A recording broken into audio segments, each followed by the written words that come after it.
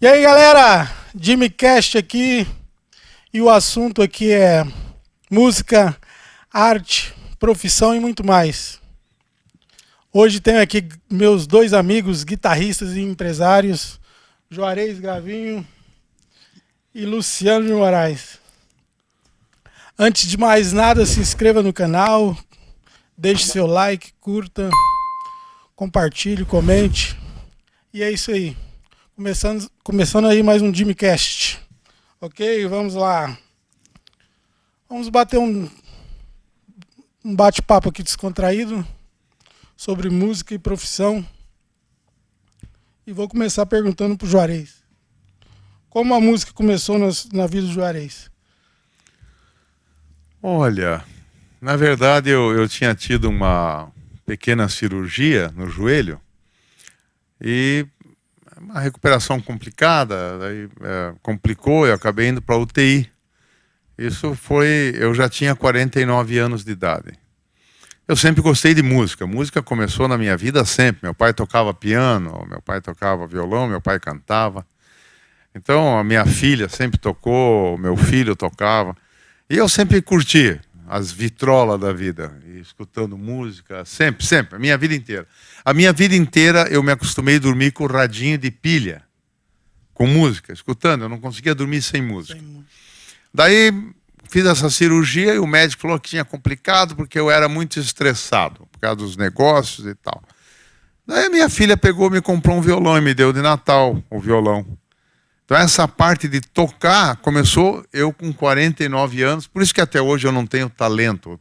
Eu sou esforçado, eu aprendo na marra com os amigos, com o Luciano, com você, Jimmy. Mas na verdade eu sou esforçado.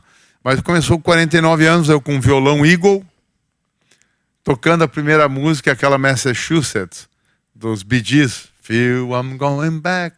Eu ficava na cama, eu esqueci a letra, a minha esposa meia dormindo dizia... to Massachusetts, ela ensinava a letra, ela decorou antes que eu. Começou assim a parte de tocar. E música mesmo começou desde a minha infância. Eu sempre gostei de música e fui sempre muito eclético, muito tipo de música. E a guitarra começou quando? A guitarra começou em seguida, muito em seguida. Eu estava numa reunião em São Paulo, uma reunião importante, e nessa reunião eu pensei, eu vou tocar guitarra. Fui lá naquela loja Made in Brasil, na Teodoro Sampaio. Sim. E comprei, eu escolhi a guitarra, porque eu tinha uma foto da guitarra do Dave Gilmour tocando numa Les Paul. Ele tinha uma Les Paul Gold. Ele tinha um monte de guitarra, mas uma Les Paul Gold que eu achei bonita. Não tinha na loja Les Paul Gold, eu comprei uma Epiphone amarela.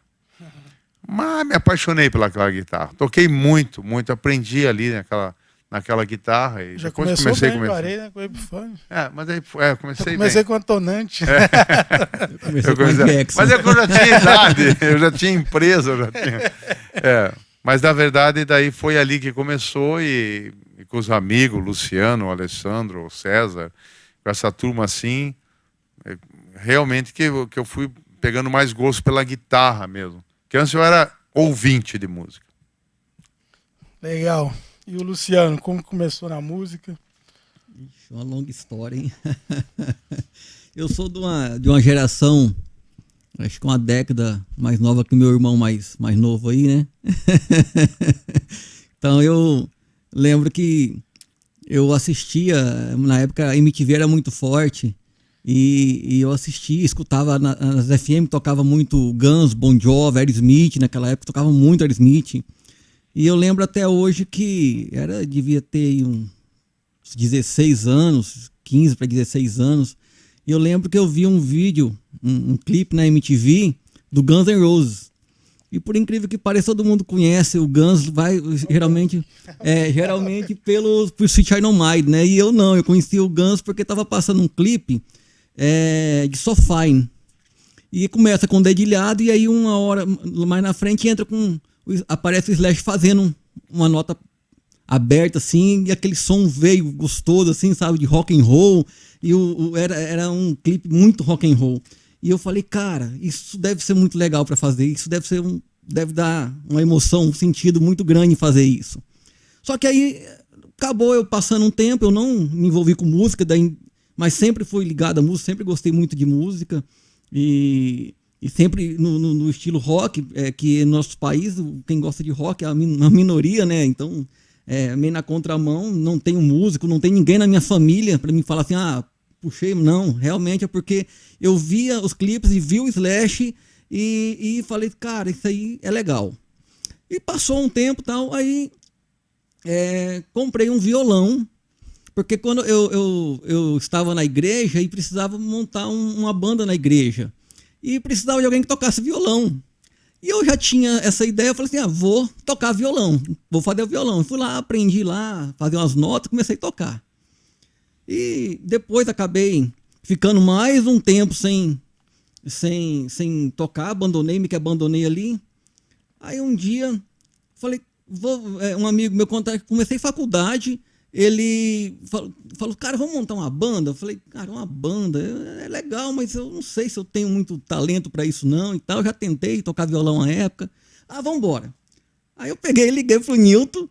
Eu morava em Primavera nessa época, liguei pro Nilton e falei, Nilton, que guitarra que eu compro, cara? Eu quero tocar guitarra.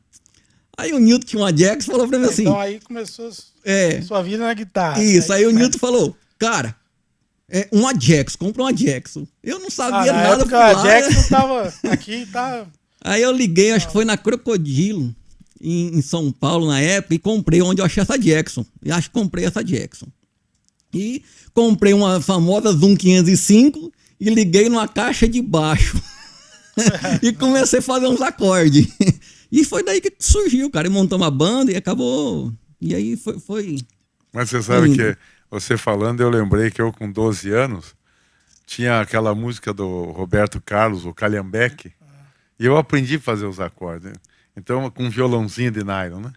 E ali eu toquei umas 10 musiquinhas, né? Daí parei, mas com 12, 13, 14 anos parei. E o meu filho, quando comprou uma guitarra, eu gostava de pôr no overdrive o máximo e ficar incomodando o vizinho.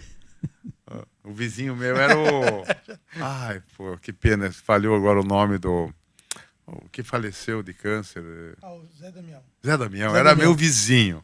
Então eu gostava de fazer aqueles overdrive com os acordes assim, bem antes de eu começar a tocar guitarra, que eu falei dos 49. Isso eu tinha uns 30 e poucos anos. Vendo você falar, eu lembrei da época do Calhambeque e tal. No violãozinho, todos, né, começaram. Como é que era aquele violão? Jorge. Tinha o Jorge, tinha o Janine. Janine. Escola. Estuda. Mas são épocas boas. Eu lembro que depois eu vendi a Jackson, comprei uma Epiphone. E aí sempre fui fã do Slash. E aí lembro que eu fui para São Paulo, tinha uma reunião em São Paulo. E levei a Epiphone, comprei uns captador ao Nico 2, que é os que o Slash usou. Cheguei lá não sei, deve ter a luthieria lá ainda, ele é muito famoso na época, lá era o Edmar Luig. E eu cheguei lá todo ingênuo, com uma Epiphone e um par de captador para ele regular para mim, e com a revista que tinha uma Guitar Play que tinha as regulagens da guitarra do Slash. Olha só, e eu com a revistinha falando, Edmar, eu quero minha guitarra igualzinho aqui. E o mesmo som. Mas ele foi muito gentil. Ele foi muito gentil, pegou, falou, cara, é uma Epiphone e tal, mas assim, eu vou tentar dar o meu melhor. Mas realmente a guitarra melhorou muito, ele teve até que planar o braço para poder ficar com as cordas baixinhas e tal. Mas ele deu foi gentil e deu o melhor dele para o instrumento. Ele não levou em consideração que não era um instrumento de primeira. Ele foi... Eu lembro que até hoje... E nisso o Faísca chegou lá. Eu lembro dessa situação que ele falou assim... o Edmar olhando, é sua essa guitarra? Eu falei, é. E o Faísca é todo gozador, né? Aí ele olhou assim... Deixa eu ver, Edmar. Pegou a guitarra, olhou, virou... Esse cara não toca. Aí eu olhei assim... cara. Guitarra novinha. Cara que tem guitarra limpinha, brilhando igual a sua, não toca. O cara que toca não tem tempo de limpar a guitarra. É por aí, viu? É por aí. Faísca que é gozador. As minhas são brilhantes.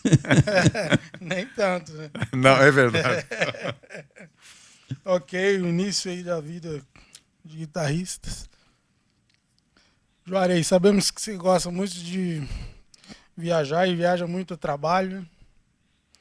Sei que você insere também o roteiro aí de de shows nas suas viagens. Sim. Conta pra gente aí que você deve ter muita história de shows aí. Conta pra gente aí. Cada viagem eu shows. já procuro conciliar aí em lojas bacanas de guitarra e shows, né? Eu já fui muito show no exterior, né? Alguns eu repeti, como o ZZ Top, eu já assisti 4 vezes, né? O Steve Tyler, do Aerosmith, assisti 2 vezes. O Buddy Guy 2 vezes. Eric Clapton eu vi naquele Crossroad Guitar, que até fomos juntos num. Já fui em 2 daqueles. Um show maravilhoso. A gente procura conciliar onde tem show, né? E tem show que é surpresa. Tem uma banda que muita gente não gosta, até eu não curto tanto, é Three Doors Down. Three Doors Down. Porra, um dos melhores shows que eu já assisti. E todos eles tinham 3 guitarristas e um baixista. Mas a banda normalmente é 2 guitarristas, mas tinham 3. Os 3 com PRS. Os 3 usavam. E eles mudavam para Les Paul PRS e a PRS normal e às vezes Les Paul. Double Cutway. E todos com PRS. Então, shows assim que a gente vê. E quando a gente começa, é o caso de vocês com certeza, quando a gente começa a gostar do equipamento, o show fica melhor. Porque você começa a ver o baixo e ver, poxa, como é que o cara fez essa linha de baixo, né? Poxa, olha como é que o baterista ele não está no como é que o baterista está fazendo? Fica mais brilhante o show. E realmente eu vou em todas as viagens, eu procuro em vários shows. O que tiver na cidade, o que tiver na proximidade, eu vou. Já entrei em show. Eu fui num show. Não foi com o Luciano. Eu fui num show, assisti aquela Joanna Shaw Taylor, né? Taylor. Que eu levei meia hora para achar meu celular. Porque ela entrou e eu estava numa escada. Uau! O cara que estava embaixo teve a mesma ideia. Ele estava com um copo de cerveja. Então, se batemos, o meu celular voou. A cerveja dele voou para cima de mim. Nossa. Daí, show lotado, eu pedindo, olhando, gente acendendo. Levei meia hora para achar o celular. Achei ele sem nenhum risco. Mas levei meia hora. Esse é o perrengue do show. E já teve show bacana que a gente foi, já teve show ruim, mas a gente se diverte em todos. Todos são nessas viagens do Juarez, ele acabou criando as Rock Tour. Teve 2. A primeira eu participei de uma parte. Não participei completo, mas da segunda eu participei no nosso grupo, né? A gente acabou fazendo E vamos ver se ano que vem, dependendo, a gente faz a 3, né? Vamos sim. Voltar tudo normal. Normalizar. Acho que volta, né? Não, já está aberto os Estados Unidos, agora a partir de novembro, inclusive. Mas o ano que vem nós vamos organizar alguma coisa bacana, assim. Luciano também viajou bastante. Não tanto assim. Mas viajou, né? Conta um pouco aí das suas aventuras lá em Londres. Em Londres. Fala das suas visitas às lendárias lojas de instrumentos musicais lá que você foi a algum. Visitou a casa do Jimi Hendrix, né? Pra mim, assim, 2 pontos muito bacanas, e são ligados à música, que eu, em Londres, foi visitar o apartamento lá, o flatzinho do Hendrix, que eles mantiveram o quarto dele. Uma parte é original, uma parte é com réplicas dos móveis, enfim, mas é igualzinho quando ele morava. E a outra parte eles fizeram, colocaram equipamentos dele, tem vídeos, livros que falam dele, vídeos falando dele. Ficou tipo um museu ali no resto do apartamento, mas o quarto manteve. E é uma vibe muito, muito doida quando você vai subindo, porque a escada que sobe, pensa, a gente tá na Londres moderna, a gente entra numa porta onde compra os ingressos para subir, e a escadinha, cara, é uma escadinha lá dos anos 60, você vai subindo, aquela madeira estalando assim, sabe? Você vê que eles mantiveram a escada original, e quando você vai subindo, cara, aquilo vai te dando, vai te passando, você fica pensando, Porra, é aqui que o Hendrix morava. O cara subia essa escada aqui. Sensacional. Pois aí te dá um. Quando você chega aqui e vê com o quarto, é igualzinho quando ele tava ali, os vinil que ele escutava, as coisas que estavam. É muito bacana, cara. E outro ponto, Londres tem a Demark Street, que é a rua das lojas de guitarra, como tem a Teodoro Sampaio aqui em São Paulo. E muitas lojas de guitarra, muitos estúdios, onde várias bandas na época, Stones, e, enfim, gravaram lá e ensaiaram lá. Tem lojas daquela época ainda que funciona. Mas fora da Mark Street tem uma loja que é a Macaris, que eles fabricavam os famosos Tony Bender. E que quem usou esses pedais, os fãs, os Colossaldi. Essa loja é famosa. Famosa, e na época todo mundo usava.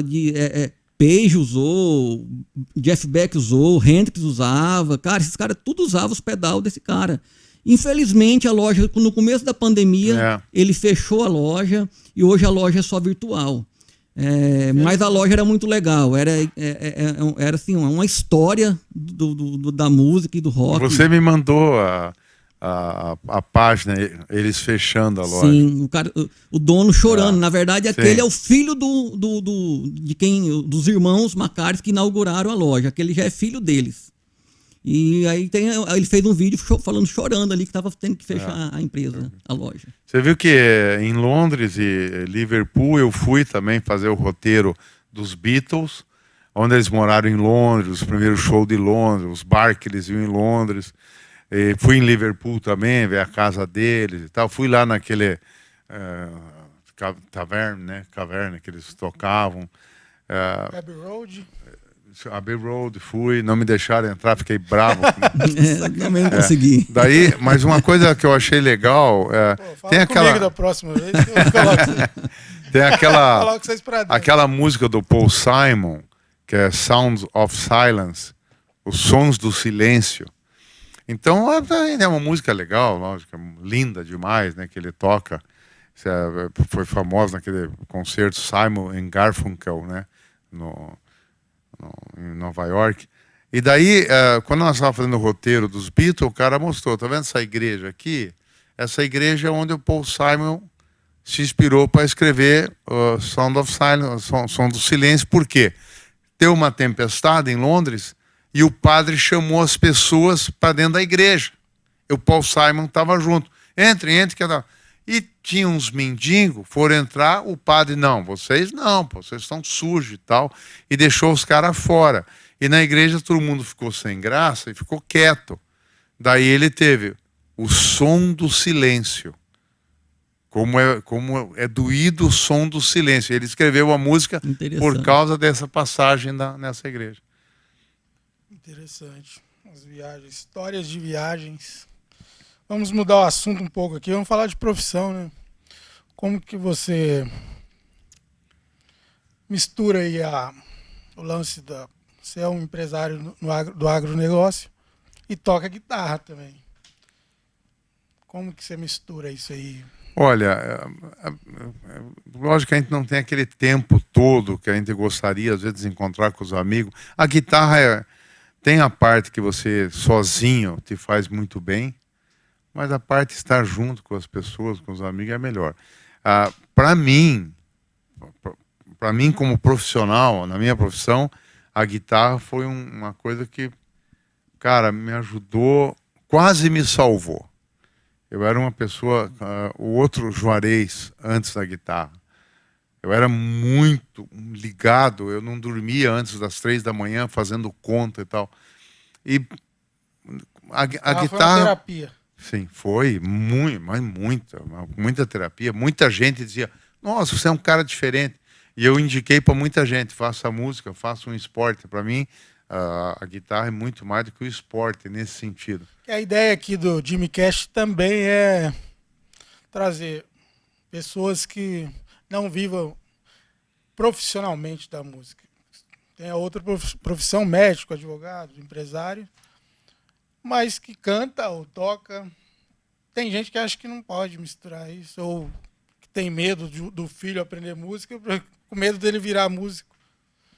e ficar dependendo só da música, né? Então essa é a ideia aqui, de trazer esse assunto de... O cara pode ser um empresário e pode tocar guitarra numa boa. Mas como um Que grande música, poeta falou, o mundo sem música seria um erro total. Sim.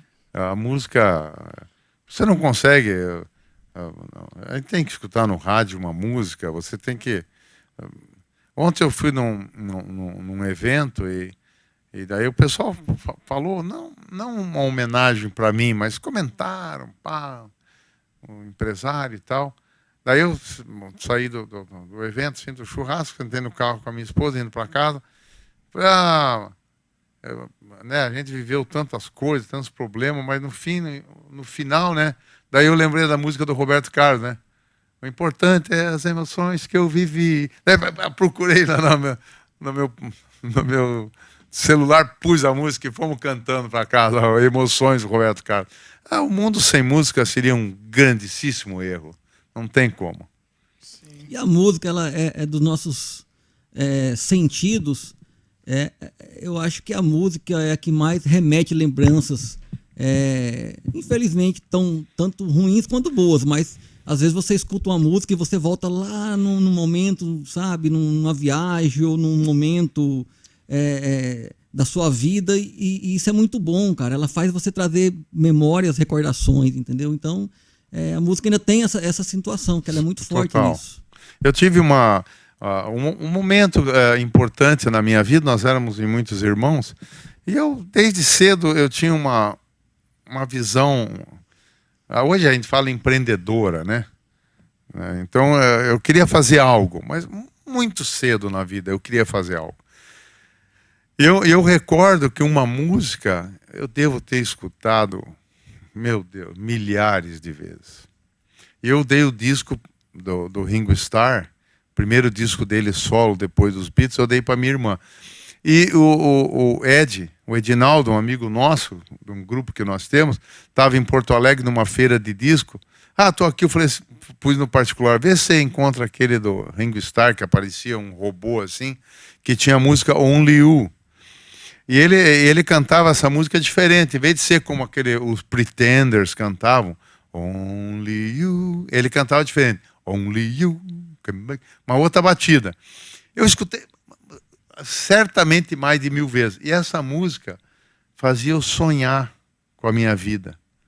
Mas não é algo assim, uma musiquinha, a minha namoradinha. Não. Essa música fez algo na minha cabeça. Então é o que o Luciano estava falando. Da música. A música pega, muda, né, a gente? Né? Muda. Tá, vamos entrar aqui no assunto cultural agora.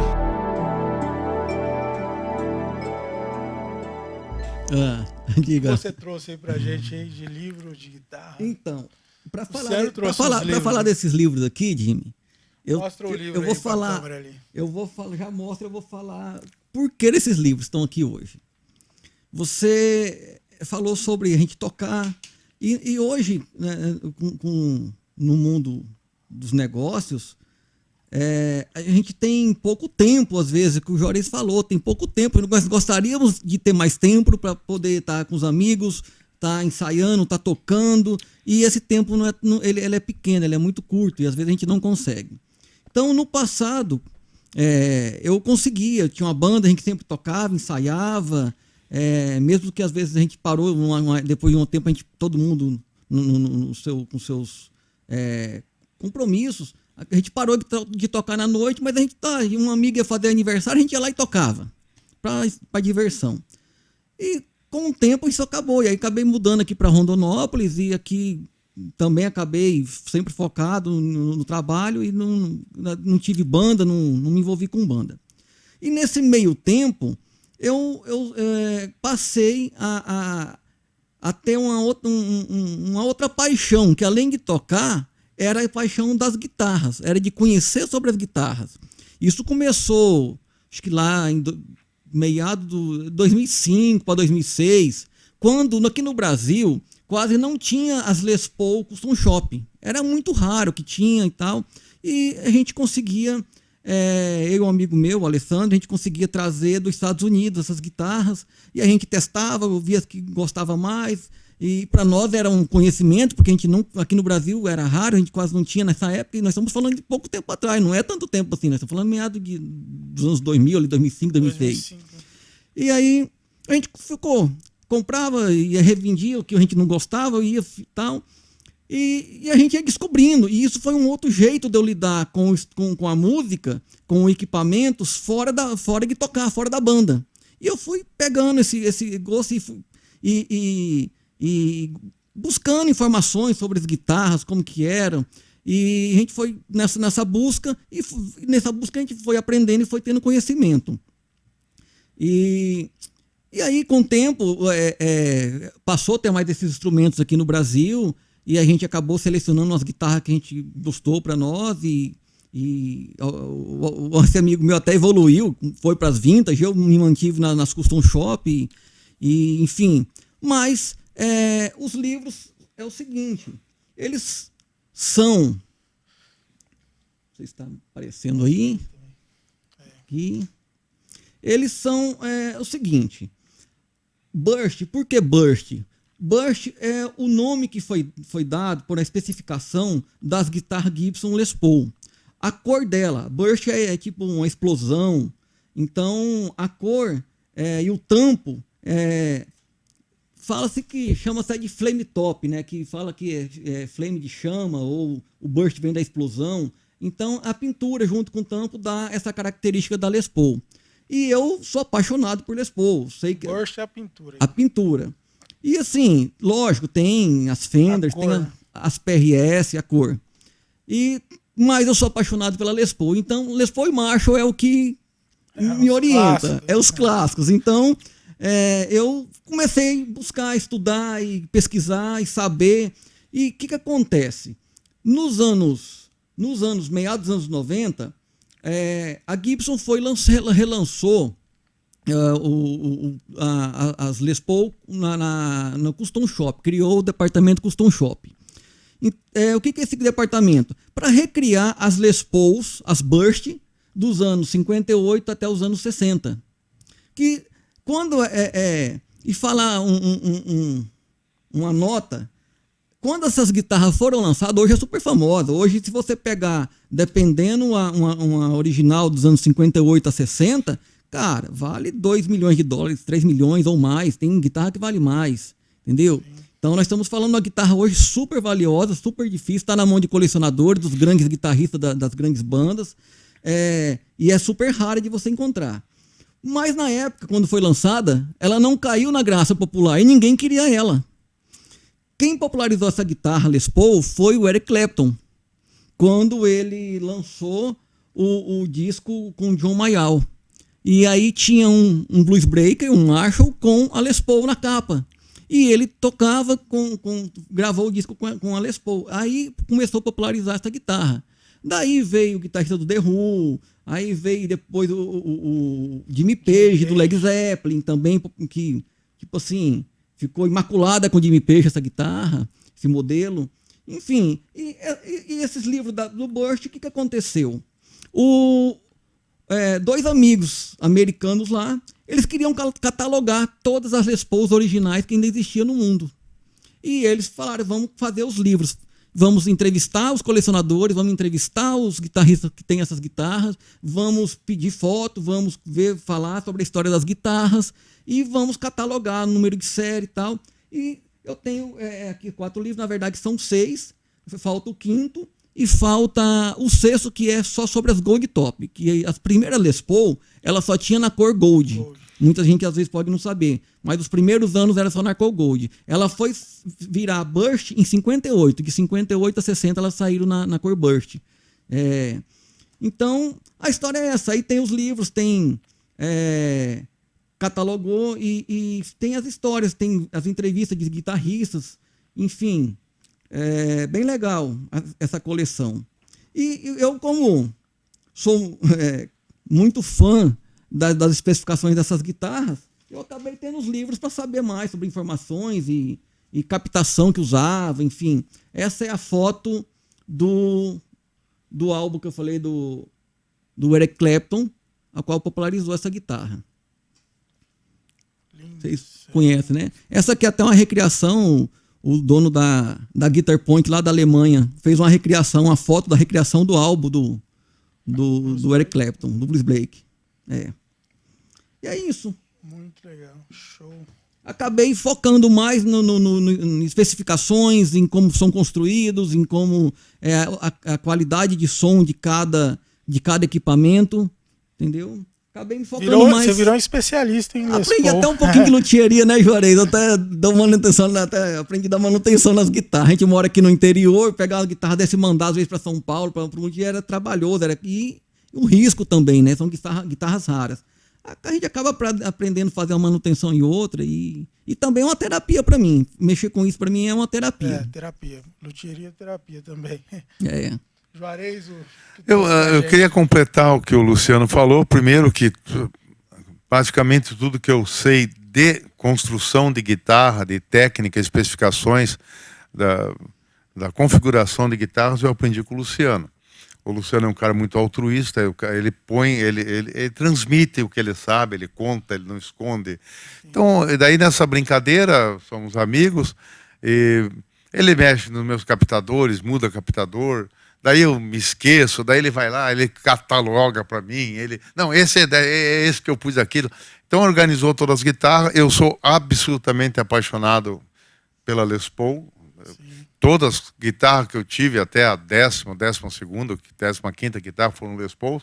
A maioria das guitarras que eu tenho hoje são as guitarras que ele indicou, feita no ano 94. Então eu tenho 5 guitarras Gibson feitas em 94. Uma Gold Top, uma Black, 3, uma em 94, todas 59, 2 57 e uma 58. Daí parti para gostei de umas guitarras do John Cruz, que até por causa um pouco do peso da Les Paul, daí teve uma época que eu estava com um pouco de dor na coluna, daí ia tocar com os meninos, peguei uma Les Paul. E a Tele da Fender é a guitarra da Fender que tem o timbre mais parecido com a Les Paul. Por isso que Jimmy Page usa. Então a Tele, que eu digo que essa guitarra, eu sou vidrado nessa guitarra, é uma guitarra John Cruz também, que tem muito parecido. O livro que eu trouxe, não trouxe uma coleção de livros tão bonita igual a dele. Eu trouxe o The Dark Side of the Moon. Isso foi solicitação do Jimmy. Fazer que nem ele mostrando ali. É um livro para quem gosta. O que é o Dark Side of the Moon? Aqui conta como que eles fizeram esse disco, né? Conta como que eles fizeram esse disco. Então, qual a característica? Eu adoro banda e gosto de estudar coisas de banda. Eu tenho biografia de praticamente todos os famosos que tem. De rock, de blues, eu tenho a biografia de todos. Então, você começa a curtir Allman Brothers, eu já compro o livro do Allman Brothers e tal, e leio o Allman Brothers. Então, se você pegar... eu sou apaixonado por música. Gosto de música simples, dos Beatles, que são músicas simples, tirando 3 álbuns, né, aquela do Strawberry Fields Forever, tal, essas Sgt. Peppers, o álbum. Tirando uns 3 ou 4 álbuns dos Beatles, o resto são músicas que eu também sou apaixonado, mas são músicas muito simples, né? Agora, se você disser a nível de Beethoven, Mozart, esses caras que tinham algo diferente, né? Que faziam acordes diferentes, que faziam harmonias tinha harmonias do Beethoven com 40 acordes diferentes. Se dizer assim, uma ópera, eu acho, na minha opinião, que esse álbum, The Dark Side of the Moon, é a única ópera, fora esses caras clássicos. Ópera do rock.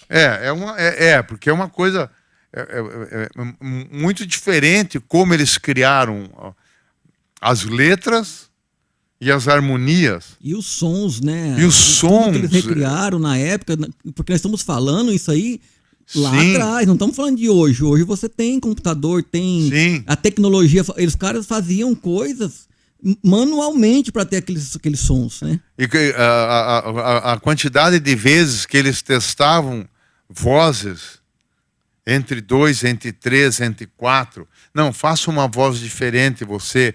Então esse livro conta esses detalhes exaustivamente, fazendo até sair o que na cabeça deles eles queriam, né? E que os produtores queriam. Porque também uma banda tem produtores inteligentes por detrás. Então esse livro é um livro que eu achei muito interessante. Você lê ele, você fala, meu Deus, quanto trabalho tiveram. É um trabalho intenso, não é algo que sentaram, fizeram, compuseram. Não, é uma coisa surreal o trabalho que eles Uma obra de arte. fazer. Uma obra de arte.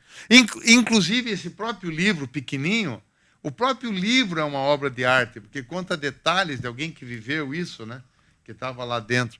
Então, a ideia desse livro é isso, mostrar que se você tiver o tempo, dedicação, talento, sentar com um propósito, porque o que eles queriam era um propósito, contar uma ideia. Eles queriam contar uma ideia.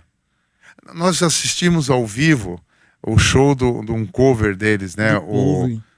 Inclusive o cover oficial que tocou no aniversário de 50 anos do Australian David Pink Gilmour. Floyd. Nós vimos ao vivo em São Francisco. São Francisco.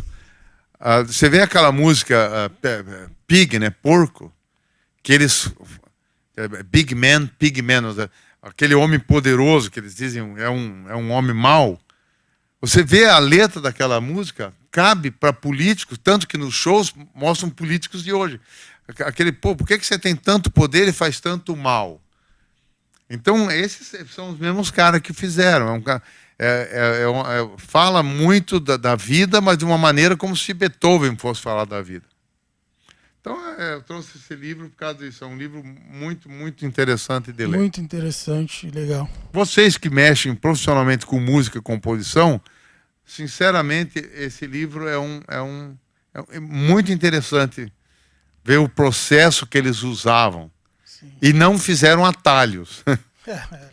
O Pink Floyd, cara, ele é uma coisa mágica, porque assim, a gente estava falando, lá naquela época que eles lançaram esses álbuns, não tinha tecnologia, eles criaram, eu lembro que eu li num livro, que eles criaram uma engenhoca lá para fazer aquele na música Money, que é tipo um caixa, uma caixa registradora, eles criaram uma engenhoca para fazer aquele som. Entendeu? Então, assim, os caras criavam as coisas para criar o som que tinham na cabeça deles.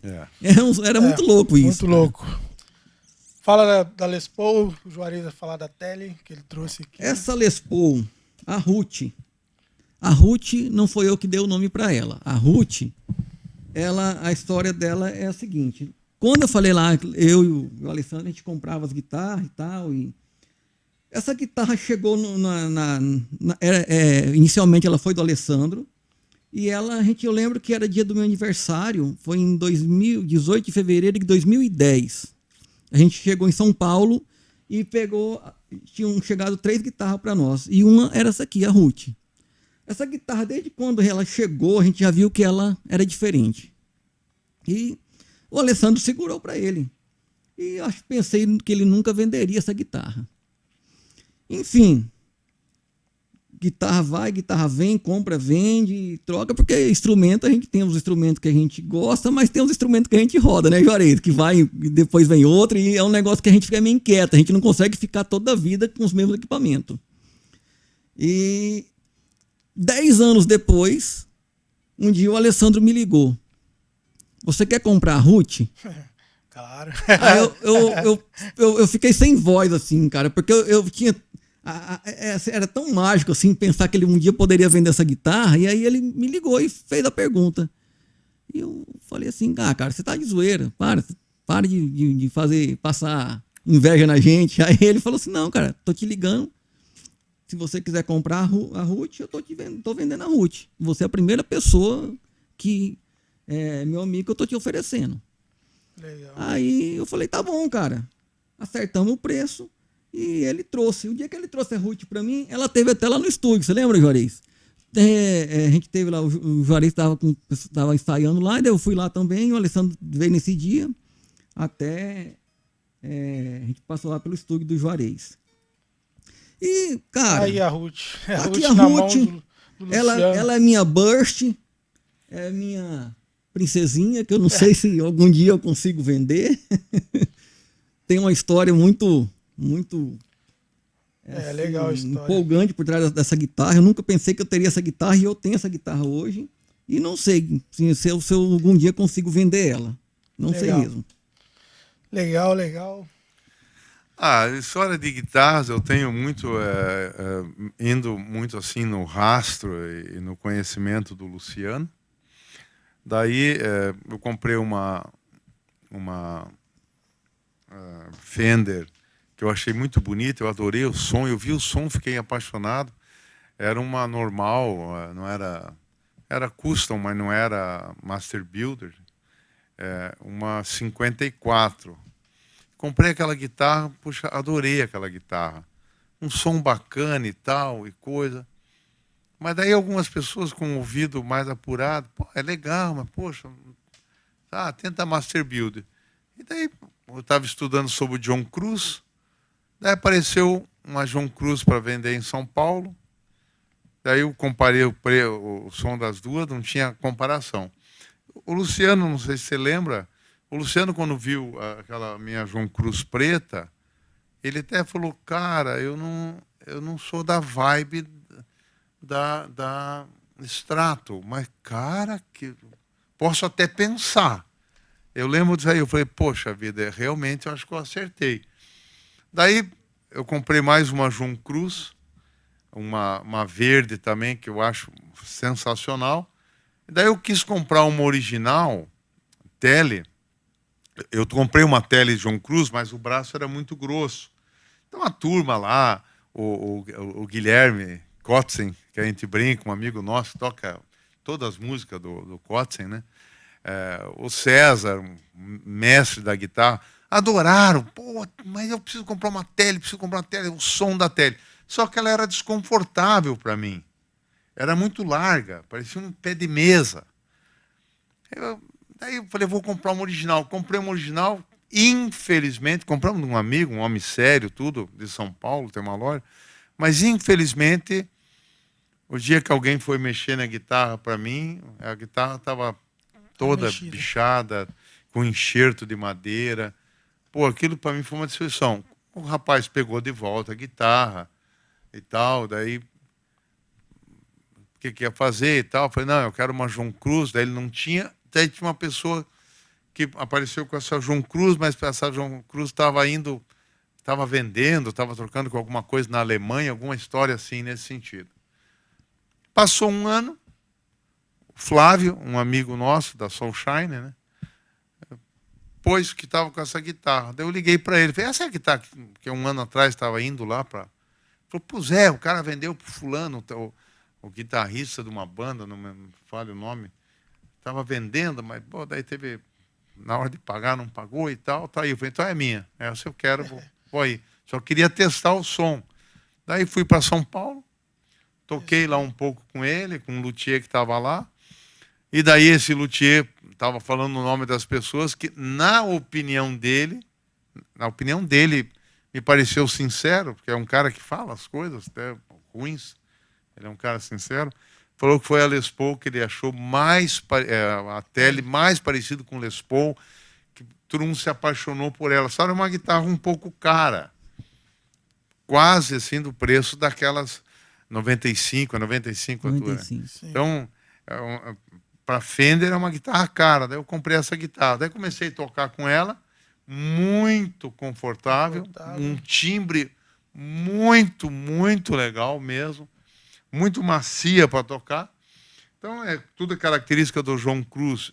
O João Cruz, vamos dizer assim, é um Luciano e um Alessandro, que entende tudo de guitarra, mais Fender, ele é da Fender, agora se aposentou, e que tem a habilidade manual de construir guitarras. Então ele pega a melhor madeira, o captador tem que ser enrolado por fulano de tal, com tal fio. Ele faz o João Cruz, desde a pintura até o formato, ele lixa, ele faz o braço. Os Master Build, eles fazem tudo da guitarra. Tudo que tem nessa guitarra foi colocado ou feito pelo John Cruz. Então, eu realmente é uma guitarra que eu sou de Les Paul, aprendi a ser de Les Paul, mas vamos dizer, a guitarra que eu fico brincando às vezes para pensar está sendo essa daqui ultimamente. Muito legal. Vou pegar um detalhe nessa questão da Fender que o Juarez está falando. Eu não sou um cara da Fender. Também, se eu fosse ter uma Fender, seria uma Tele, que eu acho que se aproxima muito das Les Pauls. Mas dessas guitarras, hoje tem as Collector Choice, tem várias... a Gibson lançou várias guitarras muito boas. Mas eu acho e respeito muito essa situação dos Master Build, deles pegarem e construir a guitarra do começo ao final. Sim. Coisa que a Gibson não tem isso, entendeu? Eu acho essa situação ela é mais verdadeira. Ou seja, eu sei que nessa guitarra aí, tudo que foi feito nela é daquele luthier. Então, assim, eu acho isso mais honesto. Legal. Mas eu amo as Les Paul, tá? Vamos para o jogo rápido, que o nosso tempo está acabando. Jogo rápido aqui para os dois. Vamos lá. Uma banda. Pink Floyd. Uma banda. Led Zeppelin. Um guitarrista. Jimmy Page. Um guitarrista. Falou meu guitarrista, mas tá bom. Uma música. Uma música. Only You. Uma música. No Quarter. Um esporte. Hoje é covardia falar, porque é até estranho. Beach tênis. Um esporte. Levantador oficial de copo de cerveja. Um filme. Um filme. Cara, Uma Mente Brilhante. Um filme. Ai, tem muitos filmes bacanas, cara. Só um. Pode ser. Vou escolher esse Juarez, fez uma boa escolha. Família é. Família é. É fundamental, né? Família. Minha família é tudo. Deus. Deus é a nossa força, né? Deus. Nosso Criador, nosso Pai. E assim termina aqui mais um Jimmy Cast. Agradeço aí, Luciano. Nós que agradecemos você. Juarez. Luciano. Nós que agradecemos vocês aí. Valeu. Curta aí a página. Se inscreva. Até mais. Valeu. Abraço.